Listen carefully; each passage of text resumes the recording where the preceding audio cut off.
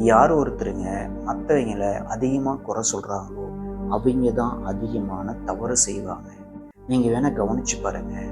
உங்களை யாராவது ரொம்ப குற்றம் சொல்கிறாங்கன்னா அவங்க நீங்கள் செய்கிற தவறை விட அவங்க தான் அதிகமாக பண்ணுவாங்க. அதனால தான் அவங்க உங்களை குறை சொல்கிறாங்க.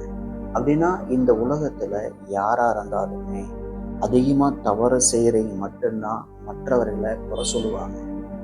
அதிகமாக தவறு செய்யாதவங்க யாரையுமே எதுவும் சொல்ல மாட்டாங்க. அப்படின்னா இது லாஜிக்கா அல்லது என்ன காரணம்னு கேட்டால், இதுதாங்க இன்னைக்கத்தோட ட்ரெண்டிங். அரசியலாக இருக்கட்டும், குடும்பமாக இருக்கட்டும், நண்பர்களாக இருக்கட்டும், பிஸ்னஸாக இருக்கட்டும், ஒர்க்காக இருக்கட்டும், யாராக இருந்தாலுமே குறை சொல்லி பேசினா மட்டும்தான் அவங்க பெரிய ஆளுன்னு நினச்சிட்டு இருக்கிறாங்க.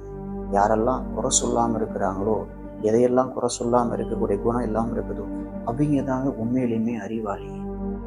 குறை சொல்கிறாங்க அப்படின்னா கண்டிப்பாக அவங்க நார்மலான பிரச்சனை கிடையாது. அரசியலும் சரி, எதுவாக இருந்தால் என்னங்க, குறை சொல்லி பேசுகிறாங்க அப்படின்னாலே அவையும் தவறு பண்ணுறாங்கன்னு அர்த்தம்.